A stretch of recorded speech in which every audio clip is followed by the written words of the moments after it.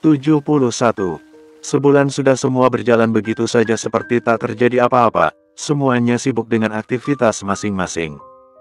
Kejadian bulan lalu tak membuat siapapun berhenti untuk terus melangkah, masa depan harus terus digapai walau tak ada satu orang pun yang tahu rintangan apa yang akan muncul di depan mata. Begitupun dengan kehidupan Dolwin dan Divanka. Mereka kembali beraktivitas seperti hari-hari biasa, dan beberapa minggu yang lalu Divanka sudah mendapat izin dari Dolwin untuk bekerja kembali di butik. Wanita berumur 28 tahun tersebut tak bisa menyembunyikan rasa bahagianya tatkala dirinya akan kembali melakukan suatu hal yang sudah menjadi hobinya dari dulu hingga sekarang. Butik pun menjadi ramai dan bahkan lebih banyak pengunjung akhir-akhir ini. Desain rancangan yang Divanka buat selama berada di rumah laris dan banyak diminati para calon pengantin dari berbagai daerah yang berbeda. Para pengusaha dan selebritis pun ikut tertarik dengan koleksi-koleksi model yang ditawari oleh butik Domlinson tersebut. Meski begitu Divanka akan selalu membagi waktunya, ia tidak mau karena pekerjaan yang bertumpuk ini membuat Divanka lupa akan tugas utamanya. Siang itu Divanka yang baru selesai berteleponan dengan salah satu klien dikejutkan oleh kedatangan Dolwin yang masuk ke dalam ruangannya. Padahal sebelumnya Dolwin bilang ia sangat sibuk dan tidak akan bisa makan siang bersama Divanka. Namun kini lelaki itu justru datang ke butik Divanka dengan senyuman yang entah apa maksudnya. "Mas, kau kemari.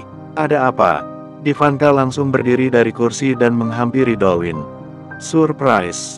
Aku berbohong padamu. Sebenarnya aku tidak sibuk, aku hanya ingin memberimu kejutan," jawab Dolwin sambil menampilkan deretan giginya. Divanka terkekeh akan kelakuan Dolwin, ia pun mencium bibir sang suami dengan gemas. Tangan Dolwin refleks menarik pinggang Divanka membuat tubuh mereka merapat. "Sepertinya kau berhasil, aku memang terkejut akan kedatanganmu, Mas." "Benarkah?"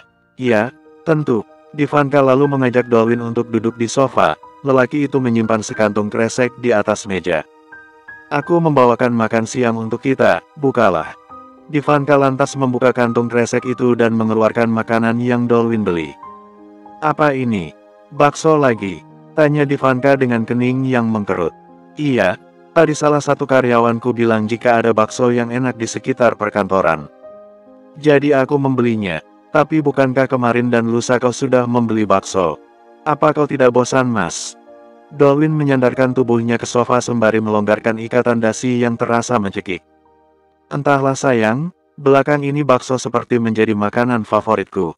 Aku sangat suka makanan bulat itu apalagi ditambah saus sambal yang pedas," ungkap Dolwin sambil membayangkan betapa enaknya makanan itu. "Mas, kau tidak boleh mengkonsumsi makanan seperti ini terlalu sering, nanti perutmu sakit. Biar aku suruh pegawaiku untuk membelikan makanan yang lain, oke?" "Tidak sayang, aku tidak mau. Aku sedang ingin makanan itu lagi pula aku sudah membelinya sampai mengantri," mohon Dolwin dengan wajah memelas. Divanka yang tak tega melihat Dolwin seperti itu akhirnya membiarkan sang suami memakan makanan yang dia beli ini. Dolwin makan sangat lahap seolah-olah bakso itu adalah makanan terlezat sedunia. Divanka pun dibuat tak percaya sampai menggeleng-gelengkan kepalanya ke kanan dan ke kiri. "Apa begitu lezat menurutmu?" tanya Divanka. Ia yang sedang memakanan bakso yang sama merasa biasa-biasa saja berbeda dengan Dolwin yang memakan bakso itu dengan tergesa-gesa. "Tentu. Ternyata karyawanku tidak berbohong. Bakso ini memang sangat enak," tuturnya kemudian melahap makanan bulat itu lagi.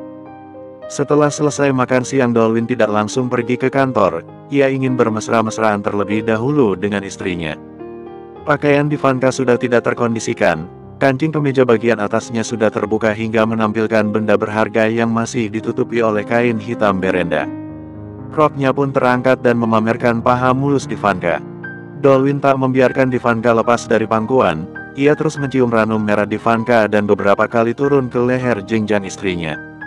"Mas, kau harus kembali ke kantor, ucap Divanka terbata-bata. Dolwin melepas kecupan di leher Divanka yang sudah memerah. Ia menjawab perkataan sang istri namun matanya justru menatap kedua gundukan besar di hadapannya. "Nanti saja sayang, aku ingin bersamamu dulu." Tangan Dolwin dengan lihai menurunkan bra Divanka tanpa melepasnya. Dan kini kedua benda bulat itu menyembul ke depan seakan menantang seseorang yang sedang menatap liar padanya. Melihat tatapan Dolwin yang berubah satu, Ivanka lantas mengarahkan kepala Dolwin ke dadanya. Seketika Ivanka bisa merasakan lembutnya bibir Dolwin yang menempel di pucuk merah muda yang kian membusung. Namun tak lama suara pintu memecahkan kegiatan mereka berdua. "Pok, pok, pok, permisi Bu. Ini saya Mita, ada klien yang mau menemui Ibu," ujar Mita di balik pintu. Sontak saja Ivanka dibuat terkejut, namun Dolwin sama sekali tidak menghentikan kesibukannya. "Mas," desisnya. Gumam Dolwin. "Bu Ivanka, Ibu ada di dalam kan?" tanya Mita yang tak mendengar jawaban dari bosnya di dalam sana. "Iya Mita, tolong tunggu sebentar lagi nanti aku akan turun ke bawah," teriak Ivanka. Sedangkan Dolwin masih asik memangut buah dada sang istri. Baik Bu Mita pun pergi dari depan ruang kerja Ivanka. "Mas sudah dulu, aku harus bertemu klien." Dengan terpaksa akhirnya Dolwin mengakhiri aktivitasnya. "Baiklah, kita bisa lanjutkan di rumah." Ivanka langsung turun dari pangkuan Dolwin dan merapikan kembali pakaiannya yang berantakan. Setelah itu mereka pun keluar berbarengan dengan Dolwin yang masuk ke dalam mobil meninggalkan butik Tomlinson. Bersambung 72. Malam harinya pukul 10 malam di sebuah klub suara dentingan DJ begitu menggema ke setiap sudut ruangan. Orang-orang menari dengan gembira sembari membawa sebotol minuman beralkohol di tangan mereka. Berbagai macam jalang dan pelacur ada di sana, mencoba menggoda salah satu pengunjung untuk mendapatkan setumpuk uang. Anak muda maupun dewasa berdatangan menikmati suasana klub yang begitu ramai membuat hati mereka yang kosong dan hampa teralihkan dengan semua yang disuguhkan oleh tempat penuh dosa itu. Di sudut kiri terlihat sepasang manusia yang tengah berciuman tanpa peduli ada begitu pasang mata yang melihat mereka. Sedangkan di sudut kanan beberapa orang tengah tertawa terbahak-bahak karena pengaruh minuman yang mereka teguk. Ya begitulah kondisi klub setiap hari, hal seperti itu sudah terbiasa terjadi. Bukan hal lazim bagi setiap manusia yang hanya mencari kesenangan semata, klub seakan menjadi tempat pelampiasan untuk sebagian orang. Sama dengan salah satu wanita cantik yang tengah duduk di sebuah pantry, ia terlihat beberapa kali meneguk minuman yang ia pesan dari bartender. Kepala yang terasa berat ia tumpuk oleh tangan kirinya sedangkan tangan kanannya sibuk memegang gelas berukuran kecil. "Glek glek glek. Aku mau lagi," pintanya pada bartender. Pria gemulai itu menuangkan secangkir wine ke dalam gelas si wanita. Ia pun menatap wajah perempuan cantik itu dengan heran. "Ada apa denganmu Beb? Kau seperti orang yang sedang patah hati saja." "Aku tidak tahu, semenjak aku bertemu dengannya aku tidak bisa melupakan lelaki itu. Dia selalu menghantui pikiranku. Aku tidak tahu lagi harus bagaimana, hatiku sakit setiap mengingat wajahnya." Jelas gadis itu bercerita. "Dasar laki-laki bodoh. Apa dia buta hingga tidak bisa melihat wajah cantikmu ini ujarnya sambil memegang dagu sang wanita. Wanita itu memalingkan wajahnya seketika, ia kembali meneguk alkohol. "Pergilah. Layani yang lain," usirnya pada bartender. Setelah lelaki gemulai tersebut pergi datanglah seorang lelaki tampan dan gagah. Dengan tiba-tiba pria itu berbisik sembari menggigit telinga si gadis. "Hai sayang," ujar berbisik, "menyingkirlah dari hadapanku Romeo," ucapnya ketus. "Aku di belakangmu Ana, bukan di hadapanmu," ucap Romeo meluruskan. Ana diam tak menanggapi ucapan Romeo, ia terlalu malas berbicara pada lelaki yang selalu mendekatinya ini. "Ayolah Ana, mari kita bersenang-senang malam ini. Aku akan memuaskanmu sayang," ajak Romeo. Ana berbalik dan menatap sinis padanya, ia mulai bosan akan kata-kata yang selalu terucap dari bibir Romeo. "Aku tidak mau. Lagi pula aku tidak akan puas jika bersamamu," balas Ana beralasan. Melihat Ana yang marah membuat Romeo malah tertantang untuk mendekati Ana. Pria itu mengikis jarak di antara keduanya. "Benarkah? Bagaimana dengan ini, Kap?" Mata Ana terbelalak dengan lebar. Romeo mencium bibirnya secara tiba-tiba bahkan Ana belum sempat menghindar. Sang Casanova itu dengan lihai menuntun bibir Ana dalam ciuman yang lebih panas. Lidahnya dengan sigap membelit lidah Ana dan membuat perempuan tersebut perlahan-lahan memejamkan matanya. Beberapa menit bibir mereka saling menyesap dan memangut. Akhirnya Ana pun melepaskan ciuman itu dan menatap wajah lelaki di depannya dengan sendu. "Kenapa bukan kau saja yang aku cintai? Ini terlalu sulit bagiku," lirih Ana sedih. "Oh girl, kau boleh mencintaiku sesuka hatimu." Ana menggeleng lemah. "Aku tidak bisa," ungkapnya. "Kau pasti bisa sayang. Aku akan mengajarimu supaya kau bisa membuka hatimu untukku. Romeo kembali mencium bibir Anna, dan kali ini ia mengangkat tubuh Anna membawanya ke sebuah kamar yang ada di lantai atas. Tanpa mereka sadari sesosok pria yang sedang berdiri di pintu masuk menatap tajam pada keduanya. Ada raut tak percaya sekaligus cemas yang terpampang di wajah tampannya. Bola matanya terus melirik kemana Anna dan Romeo pergi. Bagaimana Tuan? Ini klub yang sering saya kunjungi. Tempatnya bagus dan pastinya Anda akan sangat menyukai semua yang disediakan di sini, ucapnya yang tak lain adalah Tony. Ya, lelaki yang sedang berdiri di sana adalah Freddy. Ia meminta sang asisten untuk mengajaknya ke sebuah klub di ibu kota. Tadinya ia ingin mencari kesenangan setelah seharian berkutat dengan pekerjaan. Namun yang didapat kini adalah penampakan mantan tunangannya yang sedang berciuman dengan seorang pria. Tanpa Freddy sadari, tangannya terkepal saat melihat Anna digendong pria asing. Puan, mari kita duduk di sana. Apa Anda tidak lelah berdiri di sini terus? Ajak Tony. Namun Freddy tetap mematung di tempat, membuat Tony bingung harus melakukan apa. Puan, Tony pun mengikuti kemana arah pandangan Freddy tertuju, dan saat itu juga Tony tersenyum saat tahu Freddy sedang menatap sepasang manusia berbeda jenis yang tak jauh dari sana. Romeo, turunkan aku. Diam sayang, aku akan mengajarimu cara mencintaiku seperti yang kau inginkan tadi. Tidak, aku tidak mau. Lepaskan aku. Anna memberontak namun Romeo mendekapnya dengan erat. Sungguh Anna menyesal telah terbuai oleh ciuman sesaat beberapa menit lalu. Suara mereka terdengar hingga ke telinga Freddy dan asistennya, namun Tony hanya tersenyum seakan sudah terbiasa dengan hal seperti ini. Itu hal biasa Tuan, mereka akan naik ke lantai atas dan mencari sebuah kamar, jelasnya. Freddy langsung menoleh pada Tony sembari menautkan kedua alisnya. Kamar? Iya Tuan, di sini tersedia beberapa kamar untuk pasangan-pasangan yang ingin bercinta. Apa? Mendengar teriakan Freddy, Tony sontak memegang dadanya terkejut. Iya Tuan. Apa ada yang salah? Tanya Tony hati-hati. Tanpa berkata apapun Freddy lari mengikuti langkah lelaki yang tadi membawa Anna ke lantai atas. Tony yang memanggil-manggil nama Freddy pun tak ia hiraukan.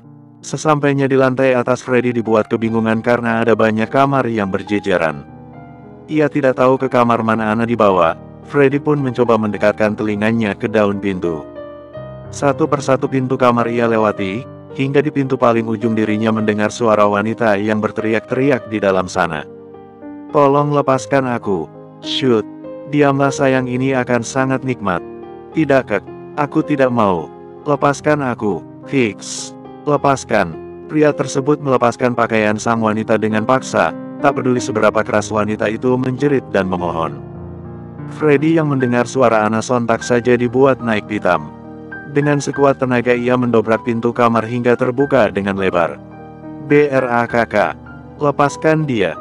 Romeo dan Anna menoleh ke arah pintu. Mereka berdua membelalakan matanya saat melihat kehadiran seorang pria yang masuk secara tiba-tiba. Freddy. Gumam Anna tak percaya. Hei, siapa kau? Berani-beraninya kau masuk dan mengganggu aktivitas kami. Freddy tak menjawab bentakan Romeo. Ia justru mendekat dan memukul lelaki bejat tersebut sampai babak belur. Buff. Buff. Buff. Bajingan kau. Buff. Lebih baik kau mati sekarang juga. Buff. Uhuk. Uhuk. Sudah. Aku mohon. Berhenti. Aku akan pergi dari sini. Uhuk. Freddy pun kembali menegakkan tubuhnya. Romeo langsung pergi saat mendapat ruang untuk dirinya kabur. Pria itu berlari dengan terlatih-tatih sembari membawa pakaian yang sempat ia lepas. Freddy kemudian menutup pintu kamar dengan rapat. Ia berbalik dan menatap tajam ke arah Anna. Emosinya kian memuncak tatkala menyadari jika kondisi Anna sudah setengah telanjang. Beginikah yang kau lakukan selama ini? Pergi ke klub malam dan membiarkan laki-laki lain menciummu dan membawamu ke sebuah kamar. Bentak Freddy pada Anna. Anna menangis dan menggelengkan kepalanya. Tidak Freddy. Ini tidak seperti yang kau bayangkan. Fix. Tidak seperti yang ku bayangkan. Aku melihat dengan mata kepalaku sendiri kau membiarkan lelaki itu menyentuhmu. Ternyata kau sama saja dengan wanita bayaran di luar sana, hina Freddy sambil menunjuk wajah Anna. Mendengar perkataan Freddy yang menghinanya, Anna langsung menatap tajam pada lelaki itu. Ia tak terima harga dirinya dijatuhkan seperti ini. Jaga ucapanmu. Kau sama sekali tidak tahu apa-apa tentang diriku. Bantah Ana. Apa? Apa yang aku tidak tahu tentang dirimu sampai kau menjadi seperti ini, hah? Apa katakan padaku? Ini semua karena dirimu, Freddy. Kenapa kau selalu menghantui pikiranku? Kenapa kita harus bertemu, hah? Kau membuat hatiku sakit, Freddy. Ini semua karena dirimu. Dek. Dunia seakan berhenti bagi Freddy. Ungkapan Ana membuatnya diam seperti mati rasa. Apa Ana seperti ini karena perbuatannya dulu hingga membuat wanita tersebut sakit hati saat mereka kembali bertemu? Apa sebegitu jahatkah dirinya? Kenapa sangat sulit melupakanmu, Freddy? Kenapa aku tidak bisa mencintai pria lain? Kenapa rasa cinta ini makin membesar saat melihat wajahmu lagi? Aku harus bagaimana, aku lelah. Fix. Air mata Ana semakin jatuh dengan deras membasahi seluruh wajah cantiknya. Tatapan Freddy melemah, benarkah Ana mencintainya? Kenapa ia tidak pernah menyadari hal itu? Kata-kata Ana membuat tubuh Freddy bergetar hebat. Freddy maju dan mengikis jarak. Tangannya refleks terangkat mengusap pipi Ana, namun Ana mundur dan membuat tangan Freddy tertahan di udara. Pergi. Kenapa kau di sini, hah? Aku bahkan tidak meminta tolong padamu meski aku tahu kau ada di sini. Teriak Ana menangis. Ana, aku minta maaf. Aku hanya khawatir padamu. Aku tidak bermaksud menyakitimu, lirik Freddy. Jangan seperti ini, Freddy. Pergilah. Jangan membuatku makin mencintai dirimu. Ujarnya. Bersambung. 73. Jangan seperti ini, Freddy. Pergilah. Jangan membuatku makin mencintai dirimu. Ujarnya. Bless. Perkataan Ana membuat hati Freddy tercubit begitu keras. Hatinya ikut sakit saat mendengar kata-kata yang terdengar tulus dari lubuk hati. Perempuan kuat yang selalu ada dalam pandangan Freddy kini terlihat lemah dengan pancaran keputusasaan yang tergambar jelas dari semua sisi. Bayang-bayang Ana yang dulu ceria dan selalu memamerkan senyumnya sama sekali tidak ada sekarang. Hanya tangis dan luka yang menempati keadaan Ana. Perlahan tangis Ana mereda, ia menghapus seluruh air mata yang menggenang pipi mulusnya. Setelah itu ia memberanikan diri menatap Freddy. Maaf aku membentakmu tadi. Sebaiknya kau pergi, aku juga akan pergi dari sini. Ana berbalik mengambil pakaiannya yang berserakan di mana-mana. Namun saat ia hendak memakai pakaiannya tiba-tiba saja lengan Freddy melilit di perut Ana. Freddy memeluknya dengan erat. Jantung Ana seakan berhenti berdetak, pelukan Freddy membuatnya ingin menangis lagi. Tapi sekuat tenaga Ana mencoba menahan air matanya supaya tak jatuh. Aku akan mencoba membuka hatiku untukmu. Aku akan menebus kesalahan-kesalahan yang dulu Ana, tolong beri aku kesempatan, pinta Freddy penuh harap. Ana menggeleng cepat, ia melepas pelukan Freddy dan membalikkan badannya. Tidak Freddy, kau tidak salah.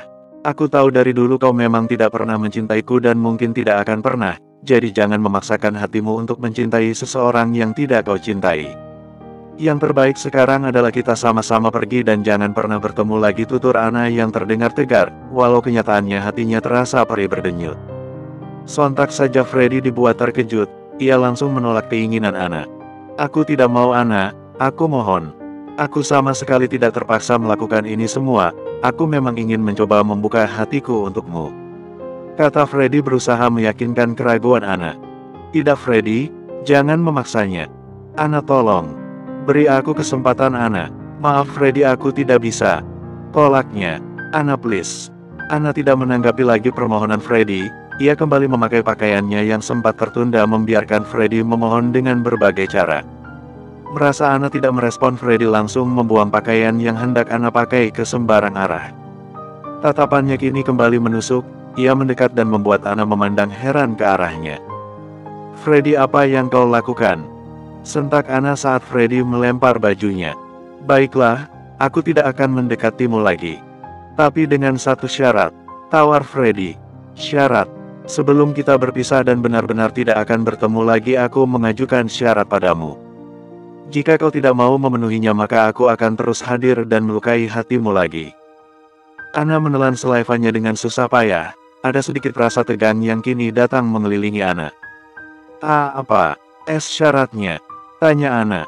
Bercintalah denganku, Dek.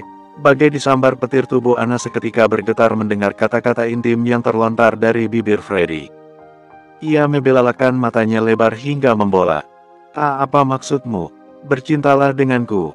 Setidaknya kau melakukan ini dengan orang yang kau cintai. Ini juga sebagai balasan karena aku telah menolongmu dari pria yang hampir memperkosa seorang gadis dengan cara paksa, ucap Freddy memperjelas. Tetapi, Kap. Belum sempat Ana berbicara, Freddy sudah membungkam mulutnya dengan bibir tebal itu.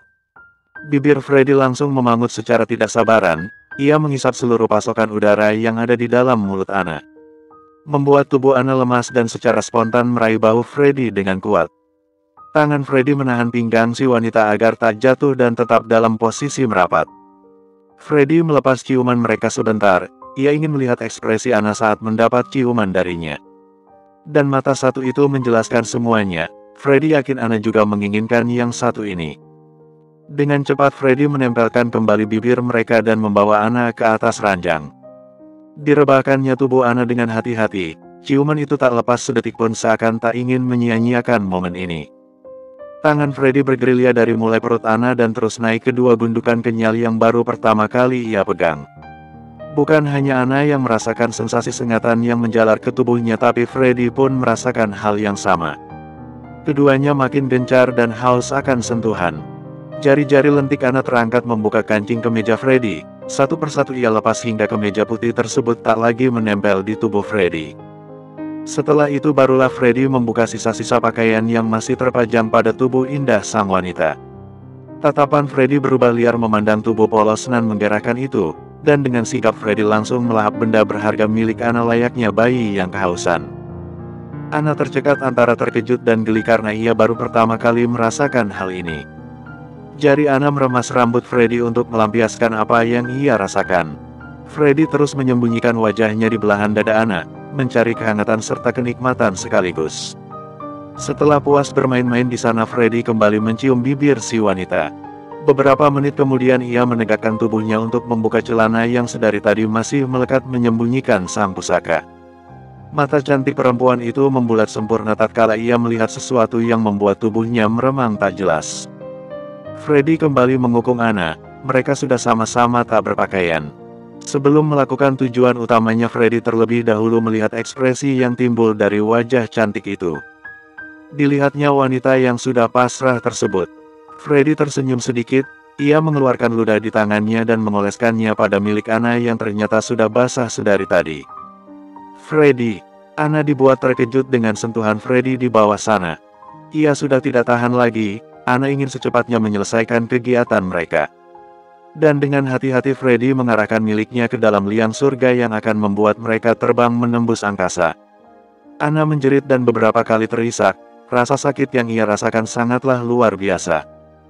Sedangkan Freddy dibuat terpana dengan apa yang ia rasakan, apa yang dilakukannya pada Ana adalah sebuah bukti besarnya cinta wanita itu padanya. Di setiap kegiatan mereka Freddy tak henti-hentinya menyebut nama Ana. Kini Freddy tahu apa tujuan hidupnya sekarang. Setelah apa yang ia lakukan saat ini, Freddy tahu kemana ia akan melangkah. Ana, sepertinya aku tidak bisa menepati janjiku. Maafkan aku Ana, tapi setelah ini kau akan selalu terikat denganku. Aku tidak bisa melepaskanmu, ucapnya saat percintaan itu selesai setelah beberapa ronde permainan. Ana hanya bisa diam, ia tak mampu berpikir untuk menjawab perkataan Freddy. Lelaki tersebut membawa Ana ke pelukannya dan mereka pun tidur sampai pagi menjelang. Bersambung 74. Sedangkan di tempat lain, tepatnya di ruang keluarga, Divanka dan Dolwin tengah menonton acara televisi yang tayang seminggu sekali. Namun fokus Divanka teralih ke arah suaminya. Ia melihat Dolwin yang sedang memakan bakso bakar yang lelaki itu beli saat menjemputnya dari butik.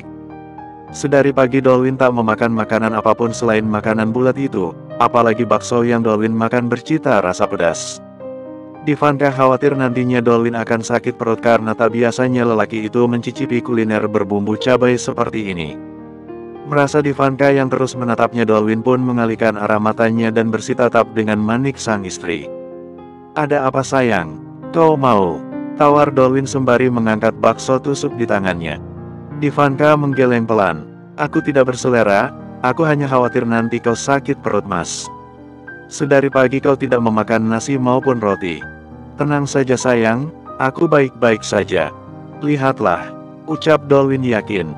Divanka menghela nafas panjang, Ia mengambil satu bakso dan digigitnya makanan itu. Lalu mengarahkan bakso tersebut pada Dolwin, dan berisyarat agar Dolwin memakannya juga. Pria itu tersenyum senang. Dolwin seketika menyimpan tusukan bakso yang dipegangnya dan mendekatkan bibirnya itu. Seketika bakso tersebut terbelah menjadi dua, peraduan antara bibir tipis dan bibir tebal pun terjadi pada waktu yang sama. Memakan makanan seperti ini saja membuat hasrat mereka bangkit dengan cara yang sederhana. Pasangan suami istri itu tertawa bahagia. Mungkin suatu nanti mereka akan malu saat mengingat tingkah yang menurut orang lain terkesan lebay dan berlebihan. Aku bahagia bisa hidup bersamamu. Entah berapa bodohnya aku tak bisa menyadari kesempurnaanmu dulu, lirik Dolwin. Aku pun bahagia Mas bisa bernafas bersama denganmu. Entah sampai kapan nafas ini akan berhenti, tapi yang pasti aku ingin berada di sisimu sampai saat itu tiba, balas Ivanka. Dolwin dibuat terharu oleh ungkapan Ivanka. Matanya bahkan berkaca-kaca ingin menangis. Dolwin tersenyum lembut. Ia menangkap pipi Ivanka dan mendekatkan wajah mereka. Kemudian mencium ranum merah itu dengan tulus tanpa melibatkan hasrat sedikitpun. Kini Dolwin sudah benar-benar jatuh cinta pada Ivanka. Segala sesuatu yang dirasakan wanita itu akan ia rasakan pula. Saat ciuman tersebut terlepas, Dolwin langsung memeluk erat Ivanka ke dalam dekapannya. Sekarang ia sadar bahwa Tuhan begitu baik telah mempertahankan Ivanka untuknya. Sejahat dan sekasar apapun Dolwin, mereka akan selalu dipersatukan lagi. Ia juga harus berterima kasih kepada sang ibu karena telah mempertemukan dirinya dengan Ivanka. Jika bukan karena ibunya, mungkin Dolwin dan Ivanka tidak akan pernah bertemu. Bolehkah aku mencintaimu lebih dari diriku sendiri? Tanya Dolwin lirih. Ivanka mengeratkan pelukan mereka lalu mengangguk.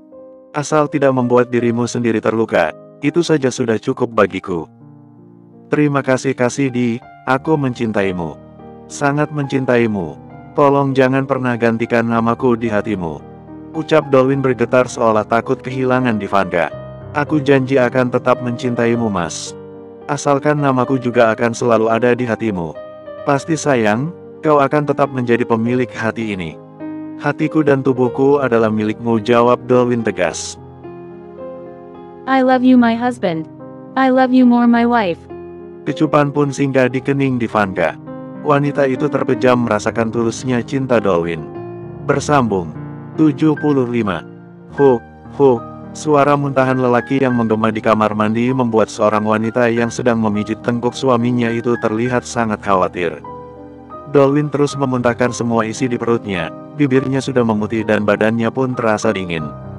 Pagi tadi tiba-tiba saja Dolwin berlari ke dalam kamar mandi dan langsung menyalakan keran wastafel. Ivanka yang terganggu dengan suara berisik Dolwin akhirnya bangun dan ikut membantu sang suami dengan memijit pelan tengkuk belakang Dolwin.